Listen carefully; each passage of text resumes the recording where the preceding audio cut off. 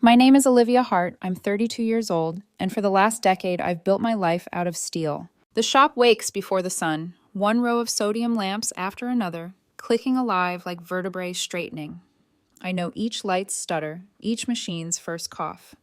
At 4:47 a.m., coolant breathes its cold breath across the floor, and my palms find the familiar grit on the vice jaws. By 5:03, the first cycle start button glows green, and the spindle's low hum settles into my bones like a vow I've kept so long I've forgotten when I made it. The air here is a language: burnt oil, aluminum dust, the metallic whisper of carbide against a stubborn edge. I can tell a dull insert from a misset offset with my eyes closed. One chatter pattern means the tool's about to chip. Another means the fixture is singing against the plate. On quiet nights, when the whole industrial park sleeps and the bay air pushes fog through the loading dock like a slow tide, I listen to the mills and they answer, steady, sure, alive. This is how love sounds when it doesn't need words. Hart Metal Works started with a single battered CNC mill my grandfather bought used in 1970, a temperamental beast with a faceplate pitted from 1,000 overambitious feeds. He slept on a cot in the corner that first winter, wrapped in a wool blanket that smelled like machine oil and hope. When I was 5, he let me stand on a milk crate and press cycle start. Hands that build deserve to own, he would say, guiding my small fingers over the e-stop like it was a ritual. You give a place your sweat, it should give you back your name. When he died, my father took the keys and said we'd run it practical. He isn't a dreamer, he's a man who reads spreadsheets the way other people read weather, looking for storms, never trusting sunshine. Mom measured everything in quiet sacrifices: family dinners, pushed late, laundry folded at midnight, warm casseroles left on the shop break table because work runs better when the people do. I learned early that approval here was like torque, useful only if applied just right. After high school, while my older sister Claire, Finesse, posted her best life from internships in Chicago, rooftops, Negronis, buzzwords, I enrolled at the Tech Institute down the highway. I learned G-code and work offsets, taught myself to draw fixtures that cradled stubborn parts like they were bones in need of setting. I learned how a thou feels in your fingertips when a part slips proud, how a 3-micron tolerance is a prayer answered by a clean toolpath and a good day. When I graduated, I came home like a pilgrim, eyes stinging, heart full, ready to bow to the altar my grandfather built. We were 6 mills and 3 lathes that first year. Within 5, we were 10 and 5. Medical device housings, aerospace brackets, a small miracle in titanium, no one else would quote because the drawing looked like a dare. I ran first article inspections at 2 a.m., tuned out the ache in my lower back and the gritty sleep behind my eyes. When the crew called in sick, I loaded bar stock. When the coolant pump died at midnight, I crawled under the lathe with a flashlight and a stubborn prayer. And when a client demanded a tolerance I didn't like, I made the part say yes anyway. I don't have a time card because I never had a finish time. 80 hours is what you call it when you're counting.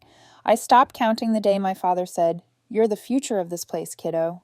He said it often, in the same tone reserved for, "You forgot to eat," and "We need to regrind that tool." Mom would touch my shoulder when I stumbled in past midnight. "One day, sweetheart, when it's yours, you'll be grateful you stuck it out." I tucked those words in my pocket like a promissory note that smelled like coolant and trust. Paychecks? We said reinvested. Insurance? You're young. My room above the office stayed my address because rents in town climbed while I was busy climbing output. I ate standing at a tool cart, pasta cooled to a clump between second ops. My nails vanished first, then Friday nights, then the part of my hair closest to the TIG table, singed short like a cautionary tale. Friends learn to stop asking. The bay teaches you what boats you don't get to ride. But the shop gave back in its own ways. Clients started specifying my name in emails. Olivia's correction saved the prototype. And engineers called to argue tolerances like it was foreplay for people like us. There's a melody to someone trusting your judgment on a part that might fly in a human's chest or 30,000 feet above a sleeping city. When those calls came, the pain, the burns, the scar down my forearm, from a ribbon of hot chip that bit and stayed, They all made sense. Work can be a wound and a cure. I bled and I believed. Claire drifted back on holidays with clean hands and marketing decks. She'd stand too straight in the doorway, lip gloss unbothered by the smell of cutting oil, and call me our resident wizard. She meant it as praise, the way you praise a dog that learns a trick. Charming, Dad would say, flipping through her slides. But the day is won on the floor, not on the brochure. I clung to that like a raft. There were hairline cracks, of course, little comments that slid under the door with the drafts. We need newer eyes at the top, Dad would murmur after a networking breakfast. Someone who speaks investor and engineer. Mom, you don't have to carry it all to prove you deserve it. We know you do. Then, from a supplier who liked to flirt with compromise. Ever think about getting a face for the front? Someone who sells the sizzle while you make the steak? I laughed then, machine noise swallowing my answer, but the laugh stuck in my throat like a chip that wasn't clearing. On the nights I couldn't make the ache stop, hand asleep from vibration, back buzzing electric, I walked the line from mill to mill and let my fingertips ghost over the control panels. The buttons are worn where my grandfather wore them before me. The emergency stop is smooth from generations of near misses managed in time. I'd rest my palm on the first machine he bought and imagine the heat of his hand lingering. Hands that build deserve to own, he'd say. I repeated it into the whine of the spindle like a psalm. That winter, the bay froze dirty white and the fog felt heavier. Dad started talking about digital presence and narrative. Mom practiced the word scale like a new recipe. A holiday card from Claire arrived with a photo.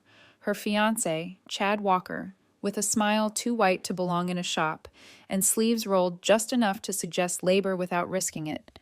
On the back she'd written, Chad just finished his MBA. He's brilliant, Liv. You'll love how his mind works. I set the card under a magnet shaped like a wrench and told myself it didn't matter. Machines don't care about charisma. Drawings don't yield to charm. Steel does what you tell it, or it eats your tool and laughs. I told myself the work would keep telling the truth long after anyone's words stopped performing. The morning he finally walked through the bay door, latte in one hand and phone angled for the light, the temperature in the room didn't change. The machine still sang. The coolant still misted. But something in the air shifted the way it does before a storm. Barely, then unmistakably. I wiped my hands on a rag, stepped forward, and offered mine. Welcome to Heart Metal Works, I said. He looked past me, at the lens, at the potential, at my father's pride gathering like a tide, and smiled. Let's modernize this place, he said. The spindle's hum didn't falter. It just sounded, for the first time, like it might be drowning something out. The first thing Chad Walker brought into Heart Metal Works wasn't innovation. It was noise. Not the good kind, the rhythmic hum of machinery, or the whisper of coolant across a hot spindle, but the slick, empty kind. The kind that came in with cologne and confidence. Words like synergy, scalability, vertical integration. Words that didn't leave grease on your fingers. He arrived on a Monday morning with my sister Claire, trailing behind him like she was showing off a trophy. Everyone, this is Chad, she said, her smile practiced and bright. He's joining us to modernize operations. Modernize, Dad echoed, shaking Chad's hand. His tone was approval wrapped in pride, the kind he hadn't used for me in years. Chad's handshake was firm, deliberate, just long enough to say, I'm here to stay. He wore a crisp white shirt rolled up to the elbows like a costume of effort, and his watch gleamed under the fluorescent lights that made the rest of us look gray. You must be Olivia, he said, turning toward me, the famous engineer. I hated that word. Famous makes it sound like people know your name, not your work. That's me, I said, forcing a smile. His eyes flicked to the grease under my nails, then back to my face. Impressive, he said. Women in manufacturing, that's rare. He meant it as a compliment, but it landed like an insult wrapped in civility. I turned back to the control panel, typing in a new offset. So is competence in management. Welcome aboard. He laughed too loudly, the way people do when they think you've said something funny instead of true. Within weeks, he had a desk in the office my grandfather once used. The old drafting table, the one where Grandpa used to sketch tool paths on yellow paper, was gone. In its place sat a MacBook, a ring light, and a whiteboard covered in motivational quotes. Work smarter, not harder. Innovation never sleeps. I caught him one afternoon posing for a photo beside one of the mills, holding a wrench like a prop.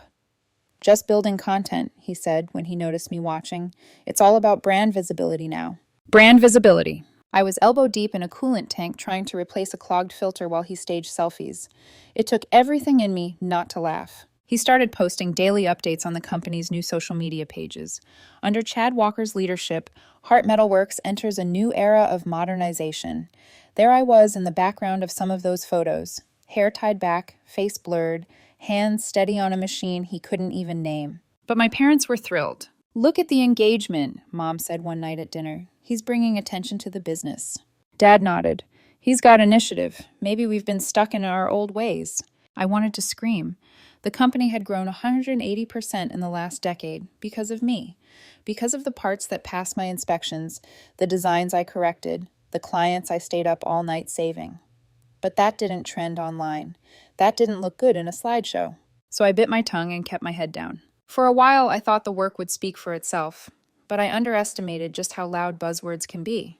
By the third month, Chad had company credit cards, a shiny new Ford F-150 for client meetings, and an assistant who scheduled his networking lunches. He came in around 10, left by 4, and managed to spend most of those hours talking instead of working. One afternoon, I was recalibrating a spindle when he wandered over, sipping his $8 latte. "You know," he said casually, "we should really look into automation. AI machining's the future." I looked up from the toolpath display. "You mean adaptive feed rate optimization? We already run it." He blinked. "Right, of course." He walked away quickly. But later that week, he pitched the exact same idea to my parents like it was his own revelation.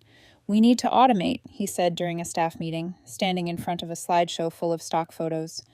"Future-proof the brand." My father leaned forward, impressed. "Now that's thinking big." And I, covered in oil, running on 4 hours of sleep, was invisible. That was the moment I realized it wasn't about merit. It was about mirrors. Chad reflected what they wanted to see. Youth, polish, confidence. I reflected the truth, sweat, fatigue, and the cost of keeping the place alive. The next few months blurred into something I can only describe as erosion. Slowly, he replaced competence with charisma, progress with performance. Clients who used to call me directly started addressing emails to him.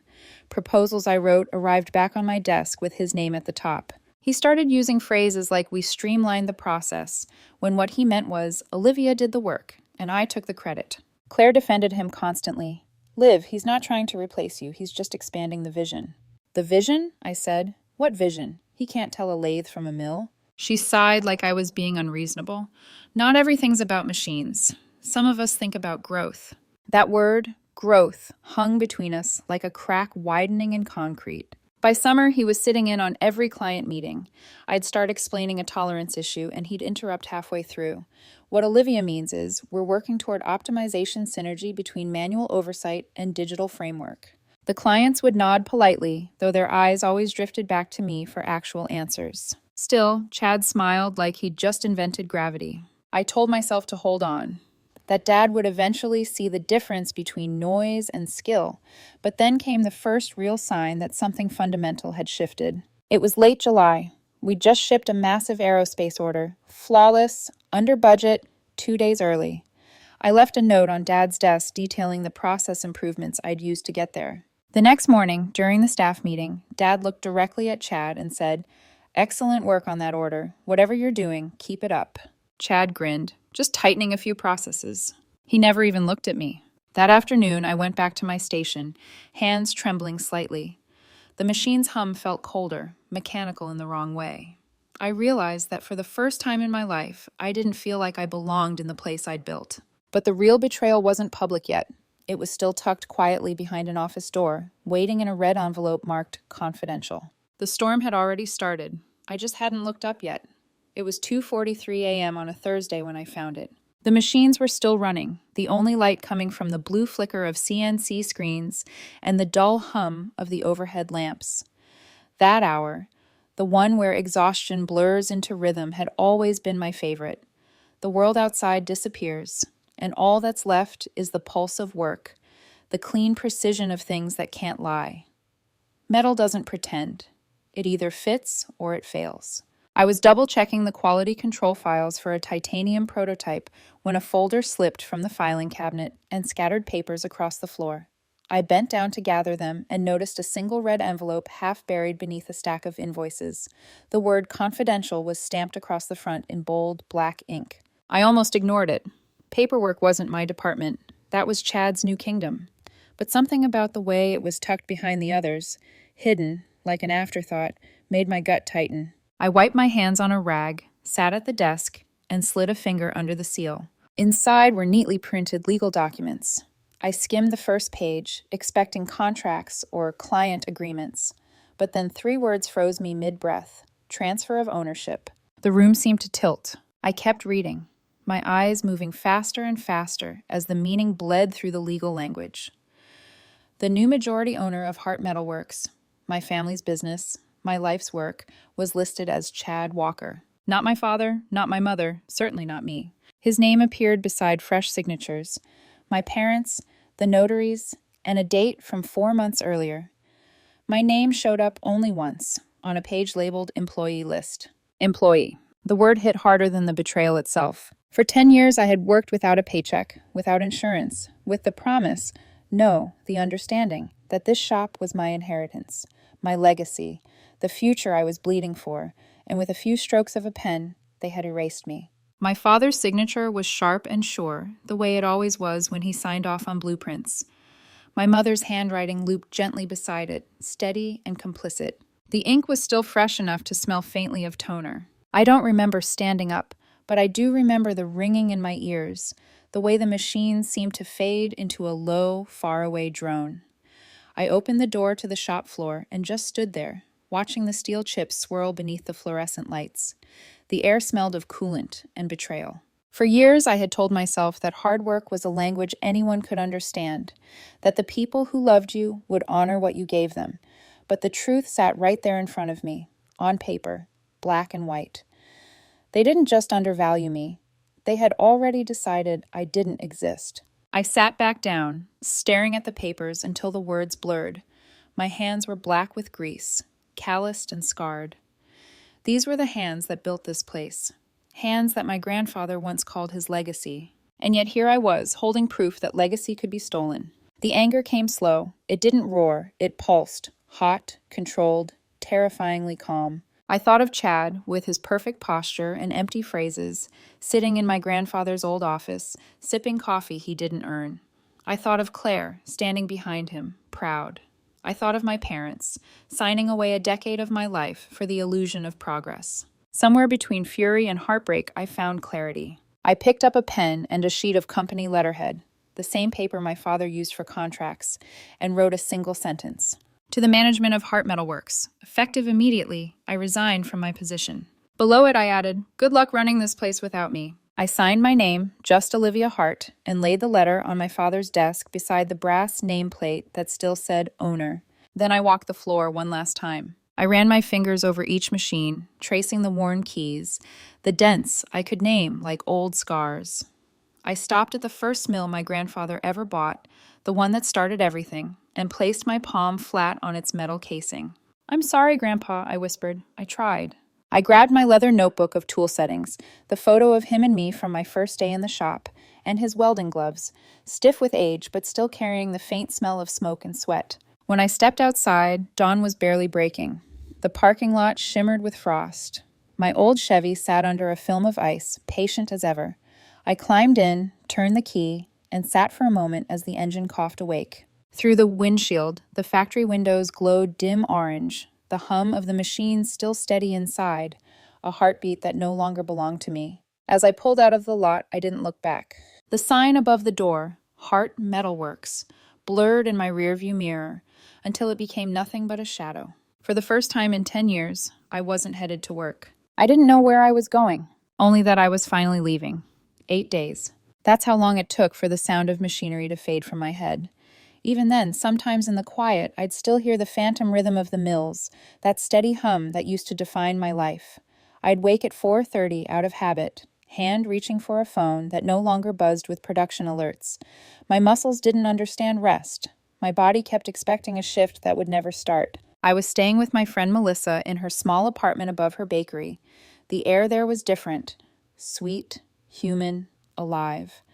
I could smell cinnamon instead of coolant, sugar instead of oil. The first morning, I helped her roll out dough just to keep my hands busy. The second morning, I couldn't stop them from shaking. She never asked for details, just slid a cup of coffee toward me and said, "Sometimes you have to let the fire burn everything down before you can see what's left standing." I thought I'd feel free, but mostly I felt hollow. 8 days of silence from my parents. 8 days of pretending I didn't want to check my phone. Then, on the 8th afternoon, while I was hauling a bag of flour off the delivery truck, my phone buzzed in my pocket. The name on the screen made my throat tighten. Dad. I hesitated, flour dust falling from my fingers like smoke. Then I answered. "Olivia." His voice cracked through the line, strained, panicked. "Thank God you picked up." My chest tightened. "What's wrong?" "It's Steel Core Dynamics. They're threatening to cancel their contract. The new batch didn't meet tolerance specs. Chad's trying, but he doesn't understand the machines. The client says they'll walk if it isn't fixed by tomorrow. That's 40% of our revenue." I stood frozen on the sidewalk, the smell of yeast and rain thick in the air. "Dad, I don't work there anymore." He exhaled sharply, the sound half anger, half fear. "This isn't about that right now. We need you. Chad needs you." "Then maybe he shouldn't have taken my job." "You don't mean that." "I do." There was a long pause, broken only by the muffled sound of papers rustling on his end, as if he was standing in that same office where I'd left my resignation letter. "Please," he said finally, his voice cracking. "We're drowning here. You're the only one who knows that setup. You can fix it in an hour. You've always fixed it." That word, always, hit like a bruise. Always the fixer. Always the one who made it right. For a second, I almost gave in. The muscle memory was that strong. I could already see the toolpath in my head, hear the spindle, feel the wrench in my palm. But then, just as fast, I saw the red envelope. The signatures. My name under employee list. I took a slow breath. "You made your choice, Dad," I said softly. "Let the new owner handle it." Silence. Then, the faint sound of him exhaling, defeated. "Olivia." "Good luck," I said and hung up. The quiet afterward was deafening. For the first time in years, I hadn't rushed to clean up someone else's mess. I hadn't sacrificed my time, my sleep, or my worth for people who treated me like a tool they could replace. I stood there on the curb, heart hammering, watching the late winter light stretch across the pavement. Melissa leaned out the bakery door. "Everything okay?" "Yeah," I said. "For once, I think it is." That night, I didn't dream of machines. I dreamed of stillness. 2 days later, I was eating breakfast at Miller's Diner, trying to remember how to exist without deadlines. The place was half empty, the smell of bacon and burnt coffee clinging to the walls. I was halfway through my toast when the doorbell chimed, and the last people I ever expected to see walked in. My parents, Claire, and behind them, Chad. The entire diner seemed to go quiet. Forks hovered midair, the hum of conversation fading into the low buzz of fluorescent lights. They spotted me instantly. My mother hesitated near the door, whispering something to my father, but he shook her off and marched straight toward my booth. "Olivia," he said, voice sharp, commanding, "we need to talk." I didn't look up right away. I took another sip of coffee, set the cup down carefully, and said, "About what?" "About this childish behavior," he snapped. "About what you've done. The family needs you." I looked at him then. Really looked. The man who taught me precision, who told me that a mill can't lie, now standing there demanding I unlearn every truth I'd ever earned. "The family or the business?" I asked. "They're the same thing." "Are they?" He blinked, caught off guard. Claire slid into the booth across from me, her voice syrupy and smooth. "Liv, come on. You can't stay angry forever. Chad's doing his best. You could come back. Help us get through this." I turned my gaze on Chad. He was standing just behind her, hands in his pockets, looking perfectly composed. "No one's saying you didn't contribute," he said easily, "but no one's irreplaceable." The words landed like a slap. I smiled slowly. "Really?" I said. "Then tell me, Chad, what's a G2 command?" He blinked. "Excuse me?" "Or the difference between a G2 and a G3. Maybe the coolant ratio for titanium?" His jaw tightened. "That's not really my area." "No," I said quietly. "It isn't." The room was dead silent now. Even the waitress had stopped pouring coffee. I stood, sliding out of the booth, my voice calm, steady.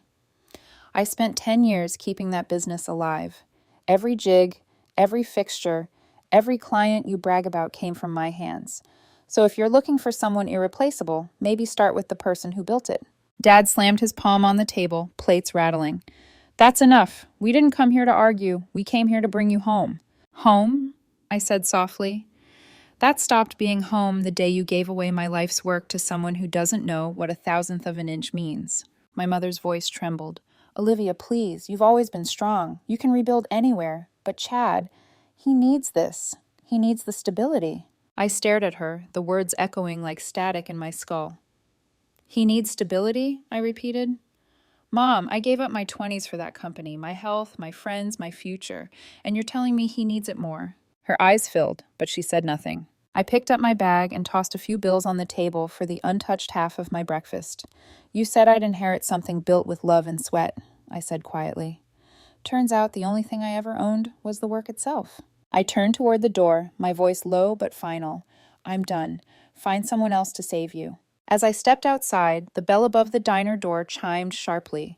The winter air hit my face, cold and clean, slicing through the haze that had followed me for years. Behind me, through the glass, I could see their reflections. Angry, confused, small. For the first time, I didn't stop walking. The road stretched ahead, uncertain but mine. And in that moment, I realized something my grandfather had tried to teach me long ago. Steel doesn't bend for those who haven't earned its heat. I didn't cry that night. Not when I got back to Melissa's apartment, not when she asked if I was okay, not even when I tried to explain what it feels like to lose something that never legally belonged to you but spiritually did. Instead, I sat at her kitchen table, staring at the calluses on my hands, tracing the tiny scars that each told their own story. Every mark, every burn, every bruise was proof that I'd existed in that place, that I'd built something from nothing. But now the machines were silent without me, and I realized something I hadn't before. Silence isn't peace when you're used to earning your worth through noise. I reached for my grandfather's old leather notebook, the one I'd carried with me since the day I walked out. The cover was soft from years of use, the corners darkened by oil and time. Inside were sketches of jigs, fixture notes, tool offsets, and small pieces of advice he'd scribbled in his looping handwriting. One line stopped me cold. When they take your work, make something new from what they can't steal. That's when it hit me. Chad could sign papers. My parents could rewrite history, but none of them could replicate what I knew. The company had my name buried under employee list, but the knowledge in my hands? That was untransferable. The next morning, I made a call I'd been avoiding for years. Lena Mendoza, came a voice sharp and precise through the receiver. Lena, it's Olivia Hart. We went to tech school together. There was a pause, then a small, surprised laugh. Olivia Hart, I remember you. The girl who welded better than half the guys in the program. I have a problem, I said simply. A family one. Family or business? Both. By the end of the day, I was sitting across from her in a small law office in Milwaukee that smelled faintly of printer ink and burnt coffee. The walls were lined with binders labeled client disputes, contracts, litigation. Nothing fancy, just precision and purpose. Something I recognized instantly. Lena leaned back in her chair, dark hair tied up, glasses perched low on her nose as she flipped through the scanned copies of my documents, my unpaid years, the ownership transfer, my grandfather's notes. When she looked up, her eyes were sharper than the end mill I used to finish titanium. This isn't just about money, she said. This is about erasure. I nodded. Exactly. She tapped the folder with her pen. Then here's what we're going to do. We'll prove 3 things. 1, that you were the operational and technical backbone of that business. 2, that the transfer to Chad violated your grandfather's founder intent. And 3, she allowed herself the faintest grin, that your brother-in-law is financially and legally unfit to run a lemonade stand, let alone a precision machining company. The next weeks were a blur of discovery. I became a detective inside my own history. Every night, I sat at Melissa's kitchen table surrounded by files, emails, old invoices, and memory. I built timelines, logged every contract I'd negotiated, every technical report I'd authored. The evidence built itself like one of my own assemblies. Piece by piece, tight tolerances, no guesswork. There were emails from clients praising my precision, invoices signed with my initials, photographs of me at the machines during 2 a.m. shifts. Lena called it a paper trail of sweat. But then she called one night with something even better. Olivia, she said, I found something in your old company drive. expense reports. And let's just say your charming brother-in-law's business acumen is colorful. The charges were ridiculous. Thousands spent on client entertainment that lined up perfectly with Packers home games. A $5,000 home theater system marked as office equipment. Flights to Miami during weeks when no trade conferences existed. He's not just incompetent, Lena said, amused. He's sloppy. Still, she warned me. We'll need testimony. Someone who can speak to your grandfather's intent, not just numbers. Someone who remembers what he wanted. That's when I thought of David Clean. He'd been at the shop since before I was born, worked alongside my grandfather, trained me on my first machine. I found him at a small diner just outside town, the same one where I'd faced my family weeks earlier. When he saw me, he smiled the way men smile at ghosts who aren't supposed to be back. I heard what happened, he said, shaking his head. Your grandfather would have torn the roof off that place. I smiled faintly. He left me his words instead. David reached into his jacket and pulled out an old manila folder. Found this cleaning out my garage. Your granddad's original contracts. Look at the language. He kept changing them. Started adding things like shared ownership, collaborative equity. He was moving toward fairness. He meant for this business to belong to the people who built it. I flipped through these pages, my throat tight. His handwriting was there, firm and steady. Olivia has my hands and my heart. She'll carry this forward. I looked up, eyes stinging. Thank you, David. He squeezed my shoulder. He believed in you before you even knew what that meant. When I handed the folder to Lena, she stared at it like it was a key she'd been waiting for. This is gold, she said. Founder intent, documented evolution, corroborated witness testimony. Olivia, you're not fighting for money anymore. You're fighting for history. The next few weeks were sleepless but steady. Every phone call, every affidavit, every spreadsheet built toward a single date, circled in red on Lena's calendar, the court hearing. It wasn't about revenge anymore. It was about truth and the right to not be invisible in a legacy I helped forge. The night before we went to court, I opened my grandfather's notebook one last time. His handwriting filled the page in neat rows, a lifetime of lessons captured in ink. One line stood out now more than ever. Steel remembers the heat that shaped it. So did I. The courthouse in Green Bay didn't look like the kind of place where lives changed. It looked plain. Gray walls, dull marble floors, fluorescent lighting that hummed louder than it glowed.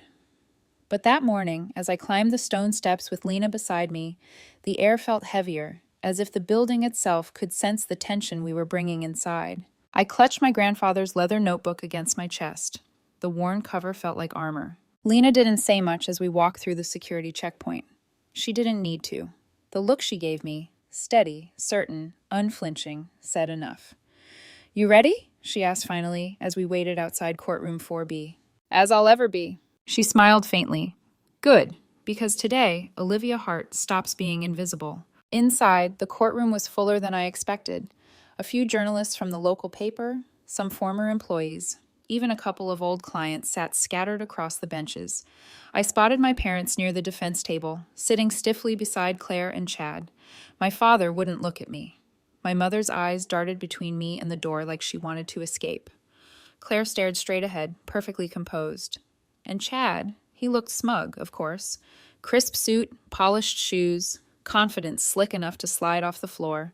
When the bailiff called the case, Hart versus Walker, the sound echoed like a starting gun. Judge Harris entered, mid-60s, silver hair, a face that had seen every kind of family tear itself apart.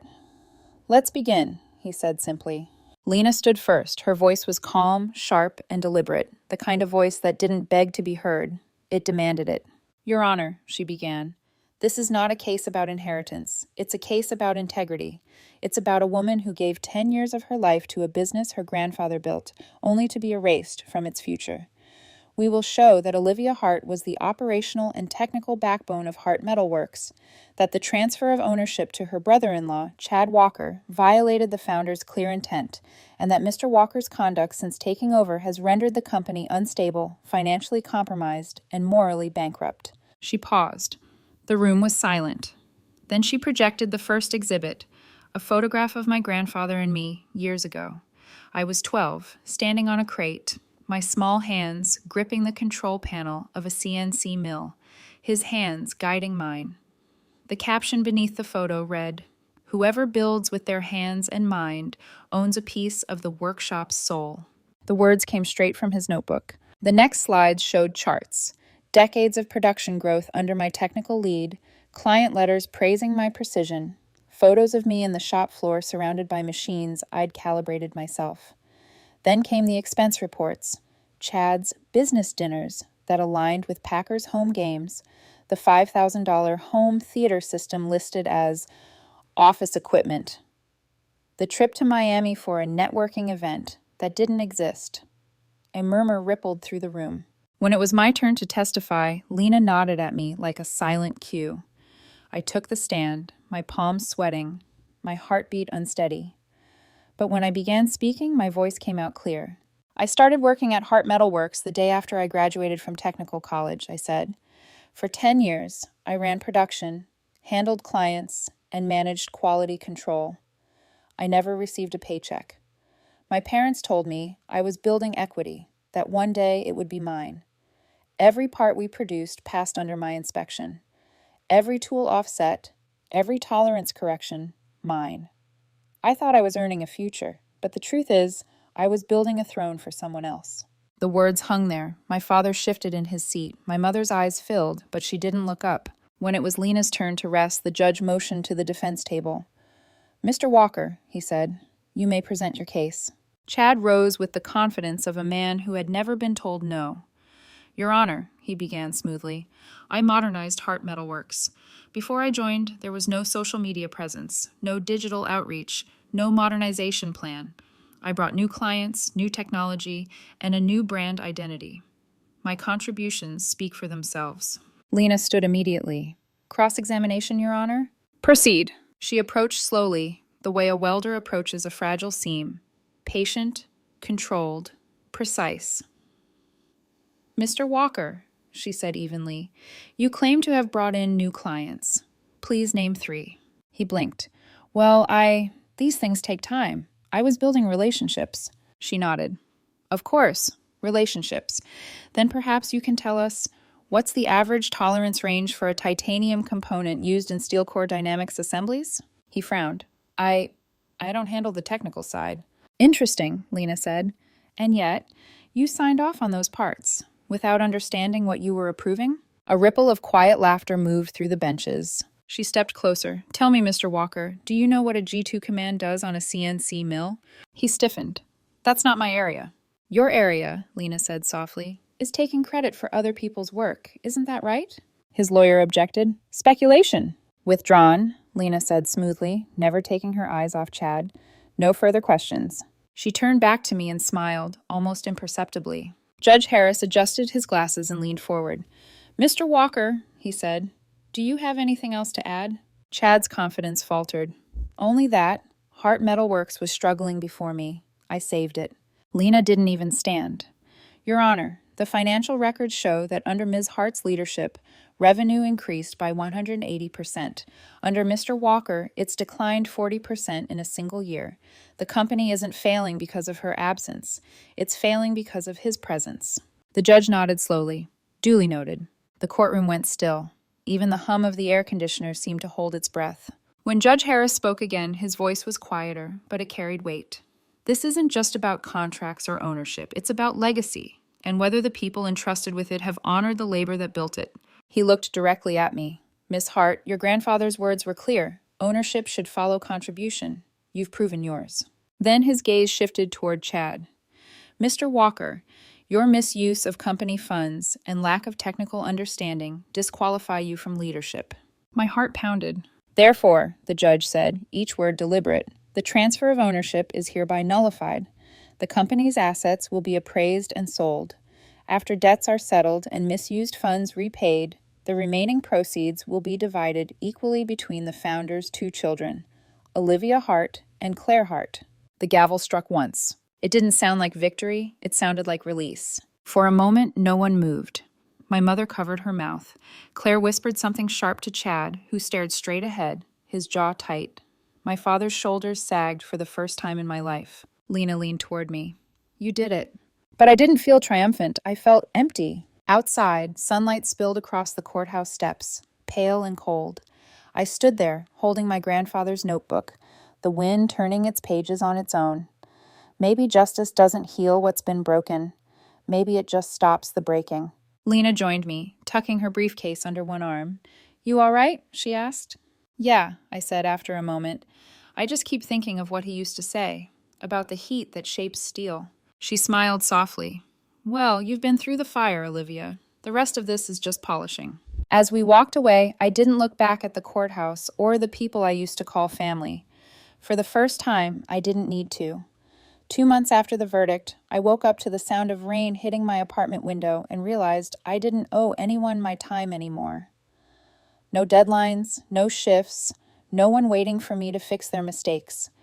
The silence was strange, but it wasn't heavy this time. It was open. The settlement came quietly, dropped into my account with a one-line email from Lena. "Case closed. Congratulations, Olivia." $63,000. It wasn't fortune, but it was enough. Enough to breathe, enough to start. For weeks, I drove without destination, up and down the roads that cut through the industrial towns near the bay. Everywhere I went, I saw ghosts of factories, closed shops with cracked windows and faded logos, places where once someone like me had believed hard work was a kind of inheritance. But one afternoon, as I drove past an old warehouse with a for lease sign, something inside me stopped arguing. The place was small. One roll-up door, concrete floors, walls the color of old ash. It smelled faintly of motor oil and dust, the way every dream does before you clean it up. I stood there in the middle of that empty space and whispered, "This'll do." I called it Heartsteel Core. The name wasn't about reclaiming the old company. It was about starting something pure, something that didn't need my parents' signatures or Chad's charm to exist. I used part of the settlement to buy 2 used CNC mills, 1 small lathe, and a TIG welder that coughed like an old man but ran smooth once it warmed up. The first week, it was just me and the machines. The sound of them coming alive again made something tighten in my chest. Every vibration, every hum, every burst of coolant was mine now. Not my father's, not Chad's, not anyone's to control or take. The second week, my phone rang. "Olivia, this is Wayne from Steel Core Dynamics." My heart stuttered. Steel Core, the same client my father had begged me to save. "I heard you got your own setup now," Wayne said. "We've had issues with the new supplier. Their tolerances are sloppy. We'd like you to take over production again." For a second, I couldn't find words. I stared at the humming mills, my hands trembling slightly. "I'd be happy to," I said finally. "Send me the specs." That contract became my anchor, and once the first order shipped, flawless on time, the others followed. Word spread. Within 3 months, Heartsteel Core wasn't just surviving, it was booked solid. I worked long hours again, but this time, the exhaustion didn't feel like sacrifice. It felt like ownership. Every burn, every bruise meant something now. Every noise the machines made was a song written in my own language. By the 4th month, I hired my first employee, Caroline, the old quality control lead from Hart Metalworks. She walked in one morning wearing her goggles around her neck, that same wry smile I remembered. "I heard you were hiring," she said, "and I'm tired of babysitting people who don't know how to read a micrometer." I laughed, handing her a pair of gloves. "Then welcome home." Together, we built something steady, small but solid. Our walls were covered, not in inspirational quotes, but in prints of blueprints, client sketches, and a single-frame note written in my grandfather's hand. Work that outlives you is the only kind worth doing. By the 8th month, I stopped counting revenue and started counting peace. Then, one spring afternoon, I got another call from an unfamiliar number. "Miss Hart? This is Andrew Harland, new owner of the Hart Metalworks property. We're clearing it out. Most of the equipment's being auctioned, but there's one old CNC mill in the back corner. Looks like your grandfather's. Thought you might want it before we scrap it." The air left my lungs. 2 days later, I stood in the shell of my old life. The factory was hollow now. Dust everywhere, windows broken, the faint smell of rust and coolant trapped in the concrete. The machines that used to roar were silent, stripped of parts, waiting for dismantling. And then I saw it. The first mill my grandfather ever bought, the same one I'd learned on when I was 12, standing on a crate to reach the buttons. Its paint was chipped, its keys worn smooth from decades of use. Andrew shrugged. "It barely runs, scrap value at best, but if you want it, it's yours." I ran my hand over the cold steel, feeling the grooves of fingerprints long gone. I'll take it, I said quietly. It took me 2 weeks to restore it. I replaced the bearings, cleaned out the coolant lines, repainted the body a soft gunmetal gray. When I finally powered it up, the screen flickered and the motor hummed, a sound older than any betrayal. I set it up in the brightest corner of Heartsteel Core where the morning light hit first. That old machine didn't produce parts anymore. It produced memory. A few days later, David, the retired machinist who'd testified for me, stopped by. He stood there staring at the mill, his eyes misting. Your grandfather would be proud, he said softly. I smiled. I don't need them to admit it anymore, I said. This place, this sound, that's his legacy. He nodded. That's how real inheritance works, kid. You don't inherit it, you rebuild it. When he left, I stood alone in the shop. The afternoon sun poured through the high windows, glinting off the machines. I turned off every light except the one above the old mill. The hum of its motor filled the silence like a heartbeat, steady, alive, endless.